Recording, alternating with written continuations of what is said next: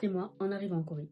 Et ça, c'est moi 4 mois plus tard. Et entre les deux, il s'est passé beaucoup plus que ce que j'avais imaginé. Donc aujourd'hui, temps pour moi de vous faire un bilan de ces 4 derniers mois en PVT. Ok, donc je suis arrivée en Corée le 3 septembre 2025 et je suis venue avec ma famille. Ma famille en fait sont venus pour passer des vacances. Ils se sont dit que ce serait l'occasion pour faire un grand voyage comme celui-ci. Comme ça, moi en fait, ça me permettait d'avoir une transition pas trop brusque parce que c'est vrai que je suis une personne qui a toujours été entourée. J'ai toujours été entourée de famille ou de mes amis et je voulais pas venir ici toute seule. Arriver ici toute seule parce que je sais pas comment je l'aurais vécu. Je pense que je me serais sentie mal, je vous cache pas. Donc du coup, je me suis dit, allez, ok, si vous voulez venir, allons-y. Allons faire 2 semaines de vacances ensemble. Et sur les 2 semaines, moi, je réalisais pas encore que j'allais vivre ici. Parce que pour moi, c'était juste des vacances. Et je me suis dit, de toute façon, vas-y, on est en vacances. Et je rentre après aussi avec eux, tu vois. Alors que non, pas du tout. Moi, je reste ici, en fait. J'ai mon visa, j'ai fait les papiers pour rester ici. Je reste là. Donc pendant ces 2 semaines-là, je leur ai fait visiter Séoul et Busan. Ils ont bien aimé et je pense qu'aussi ça les rassurait de voir l'environnement où j'allais être, où j'allais vivre, où j'allais rester un moment. Donc du coup, ça m'a fait vraiment plaisir. C'était vraiment 2 semaines incroyables. Mais bien évidemment, ces 2 semaines sont passées très vite parce que du coup, après, il fallait que je les raccompagne à l'aéroport. Et là, c'était le drame. C'était pour moi là, ça ici là, tout fusionné. Vraiment, c'était très dur. Je voulais pas leur montrer que j'étais triste. Vraiment, je voulais pas leur montrer que j'étais triste. Du coup, je me retenais de pleurer. Et une fois que j'ai quitté l'aéroport, alors là, les larmes, elles sont sorties. Et j'ai dit, putain, ça y est, les choses sérieuses commencent. C'est maintenant que ça commence.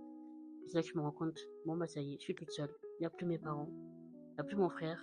Enfin, j'ai que moi. J'ai que moi. C'est là que la solitude commence, en fait. C'est là que j'ai su ce que c'était la solitude et je sais que pour certaines personnes c'est dur, c'est compliqué. Dont moi, ça a été très très dur parce que du coup les 2 semaines qui suivaient, je l'ai mal vécu. Vraiment, je vous cache pas, je l'ai mal vécu. Je dormais pas, je me levais tard, je me levais à pas d'heure, je mangeais à pas d'heure. Puis quand je devais manger, je me commandais à manger en fait. Je n'allais même pas chercher à manger, j'allais même pas au resto. Moi, je restais chez moi. Toute excuse était bonne pour rester chez moi. Je voulais vraiment rien faire. Dites-vous, je ne cherchais même pas du travail tellement j'étais frustrée en fait de me trouver à une vie toute seule comme ça d'un coup du jour au lendemain. Je me posais énormément de questions, je me remettais en question, je me disais mais est-ce que je suis vraiment faite pour cette vie ici? Est-ce que je vais vraiment bien m'adapter à la vie d'ici? Est-ce que j'arriverai à trouver ce que j'ai envie d'y faire? Voilà, c'était vraiment très compliqué. Il y avait trop de questions qui se posaient dans ma tête et que du coup, au fur et à mesure du temps, j'ai rencontré des gens qui m'ont permis justement de voir un peu plus clair, trouver des réponses à mes questions. Et évidemment, après, j'ai demandé conseil à ma famille, j'ai demandé conseil à mes amis. Parce que dans ces moments-là, vous avez besoin de présence, vous avez besoin de quelqu'un à qui parler, de quelqu'un qui vous comprend et qui peut vous aider à voir les bonnes réponses. Parce qu'en fait, quand vous vivez face à vous-même, votre cerveau, il va tout de suite voir le négatif dans ce que vous allez penser. Et c'est ce que je faisais au début. Alors que de base, je suis quelqu'un de positif. Hein. J'aime beaucoup penser positif. Moi, je voulais pas forcément penser comme ça, mais malheureusement, j'avais des pensées négatives et c'était pas forcément bon. Mais voilà, après, du coup, j'ai quand même réussi à trouver mes petits repères au fur et à mesure du temps. Une fois que j'ai trouvé les réponses à mes questions, c'est là que je me suis reprise en main. J'ai essayé de construire ma routine petit à petit. Donc, je me levais comme assez tôt. Je me levais entre 8h et 9h. Je faisais mon petit sport du matin. J'allais prendre mon petit café et puis après je faisais ma petite journée quoi. Enfin, vous voyez les routines comme on a l'habitude de faire. C'est là que je me suis rendu compte que waouh, c'est quand même mieux d'avoir une routine. Après j'ai commencé à prendre mes marques, donc je connais les lignes de métro sur le bout de mes mains, pas sur le bout de mon nez, sur le bout des doigts. Enfin je sais pas trop mais vous avez compris. J'ai mes habitudes au café, j'ai mes habitudes de resto, genre je sais dans quel resto j'ai envie d'aller manger. Je vais là-bas, j'ai pas besoin de regarder sur la carte ou comment je dois y aller. J'ai réussi à trouver ma routine, à trouver mes repères, parce que c'est bien d'avoir des petites habitudes quand même. Enfin, je trouve que ça fait du bien. Même si de temps en temps je changeais un peu les habitudes, ça fait tout aussi du bien. Cette routine et ces repères, du coup, vous commencez à sortir un peu plus. prenais goût à la vie, donc du coup, bah, j'ai fait des rencontres du coup, pendant ces sorties-là. Ça, c'est vraiment un sujet quand même assez important sur lequel il faut qu'on parle parce que, en fait, le problème, c'est que quand vous êtes en PVT, vous allez rencontrer des gens et ça va être des rencontres éphémères. C'est vrai comment vous expliquer, mais dans le sens où, en fait, vous êtes là sur du long terme et en fait, les personnes que vous allez rencontrer sont pas forcément là pour du long terme. Il y en a qui vont être là pour les vacances, il y en a qui vont être là juste pour le travail, etc.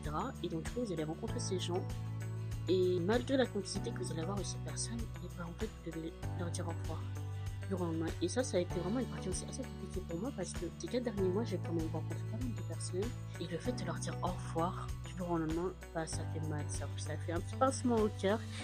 Et j'étais triste parce que du coup, je me disais, oh, ça veut dire pas falloir que j'aille faire encore d'autres rencontres, vous voyez. Après, on n'est pas dans l'obligation de faire des rencontres, hein, bien évidemment. Mais comme je suis quelqu'un d'assez social, j'aime bien faire des rencontres.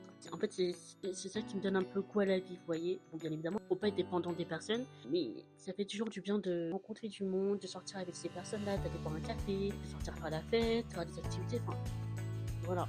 Et j'avais rencontré 2 personnes, 2 femmes incroyables. Et elles devaient partir. J'étais non, j'espère qu'on se reverra. J'ai rencontré d'autres personnes qui, elles, font un PVT. Pareil, incroyable. Et je sais que bah, là, je suis pas seule. Genre, ces personnes-là, on peut s'entraider, on fait des sorties ensemble. Et ça, c'est vraiment génial. Là, je vous ai parlé un petit peu de la partie sociale. Maintenant, je vais un peu vous parler de tout ce qui est difficulté. Bien évidemment, la vie serait beaucoup trop facile si on n'avait pas d'obstacles. Donc, bien évidemment, j'ai rencontré des difficultés durant ces 4 derniers mois, notamment pour le travail. Voilà, trouver un travail est extrêmement dur à trouver ici, parce que déjà rien que pour les Coréens eux-mêmes, c'est dur. Mais alors pour nous, les étrangers, c'est encore plus compliqué, parce que déjà, pour la plupart des travails dans lesquels vous allez postuler, ils vont forcément vous demander un certain niveau de coréen. Je parle coréen, c'est sûr, il y a aucun problème, mais je sais que j'ai pas le niveau 4. Je pense que je dois avoir le niveau 2 à tout casser parce que moi je peux comprendre certaines choses. J'ai encore du mal à le parler parce qu'il y a certaines syntaxes et grammaires que j'ai du mal à assimiler. Mais après, ça vient avec le temps. Donc, du coup, en termes de travail, là, je vous cache pas que pour l'instant, j'ai fait une petite pause parce que ça m'a un peu découragée. Mais en plus, surtout qu'on est quand même assez limité en termes de travail pour PVT. À chaque fois que je retourne sur les sites pour faire du job hunting, c'est toujours les mêmes annonces qui reviennent. J'avais déjà eu un entretien, ça s'était pourtant super bien passé, mais malheureusement, je n'ai pas été prise. En dehors du travail, on a tout ce qui est démarche administrative. Et ça, c'était un petit peu compliqué, mais pas trop finalement, parce que j'ai de la chance que j'avais mon copain pour m'aider. Par exemple, pour ouvrir mon compte en banque, il m'a vraiment accompagné de A à Z pour pouvoir l'ouvrir. Sachant qu'en fait, pour ouvrir votre compte en banque, il faut absolument avoir votre carte de résidence et un numéro de téléphone aussi. Ça, c'est important. Vous ne pouvez pas vivre en Corée sans numéro de téléphone. C'est impossible. Surtout si vous voulez faire des commandes sur Coupang ou même vous commander à manger, même pour n'importe quelle chose que vous voulez faire, c'est important d'avoir un numéro coréen. Faire tellement de choses, ça vous facilite tellement la vie. Voilà, du coup, tout ce qui est démarche administrative, j'ai eu la chance de l'avoir pour m'aider. Maintenant, après tout ça, les bonnes choses arrivent, bien évidemment. Je me suis inscrite à des cours de coréen dans un centre, le Seoul Global Village Center. Et en fait, ils proposent en général par semestre des cours gratuits pour apprendre le coréen. Donc, je me suis inscrite. Donc là, je suis actuellement en train d'apprendre le coréen. Je suis archi contente. Non, j'arrive à commander mon café en coréen. Je comprends des petites phrases dans le métro. Des fois, je peux même comprendre des locales quand ils parlent. C'est des petites victoires qui s'accumulent et qui, en fait, vous rendent fiers. Et surtout, bah, du coup, ça vous motive à continuer sur cette voie. C'est très important parce que tu sais que tout début, j'avais tendance à m'arrêter à la moindre obstacle. Et maintenant, je me rends compte qu'en fait, non, il faut vraiment persévérer et continuer. Donc voilà, je suis contente de pouvoir commencer petit à petit à comprendre la langue coréenne. Par exemple, même savoir commander un taxi, savoir utiliser le métro sans la carte. Il y a plein de petites victoires comme ça qui sont vraiment bons à prendre. Et ça fait du bien. Ça fait vraiment du bien. Et maintenant, qu'est-ce qui se passe? Au bout de 4 mois, j'ai appris énormément de choses. J'ai aussi grandi. Enfin, je trouve que dans 4 mois, je vois le changement de quand j'étais là il y a 4 mois à maintenant. Je me sens plus épanouie. Je sais, je sais ce que je veux. Je connais mes objectifs. Et donc, du coup, maintenant, il n'y a que ça qui me reste en tête. Travailler sur moi et continuer à persévérer. Je trouve que j'ai vraiment changé positivement. Je suis contente de voir la personne que je suis devenue aujourd'hui.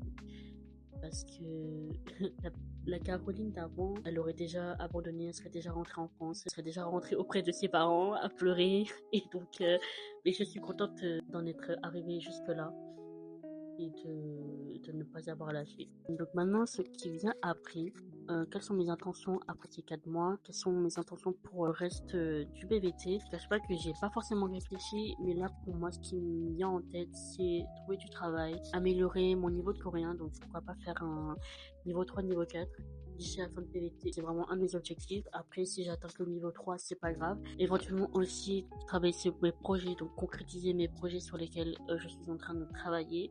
Et ça, c'est vraiment un de mes plus gros objectifs que j'aimerais bien atteindre d'ici la fin de ce PVT ou même d'ici la fin de l'année, tout simplement. Après, j'aimerais bien aussi voyager. Voilà, faire des petits voyages, visiter un petit peu la Corée de fond en comble, faire des villes comme Gangneung, Gwangju, Suwon, enfin des petites villes qui peuvent être intéressantes à voir, même faire l'île de Jeju par elles sont possibles. Et voilà, c'est tout ce que je prévois pour la suite de ce PVT. Après, je vous refais un récapitulatif dans quelques mois et on verra ce que ça donne. Je vous remercie d'avoir regardé cette vidéo, j'espère que ça vous a inspiré et que ça vous a aidé à y voir plus clair sur certaines choses.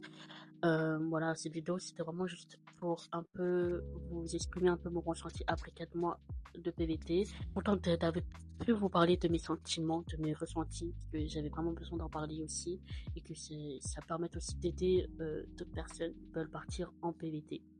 Voilà, je vous fais de gros bisous, je vous dis à la prochaine.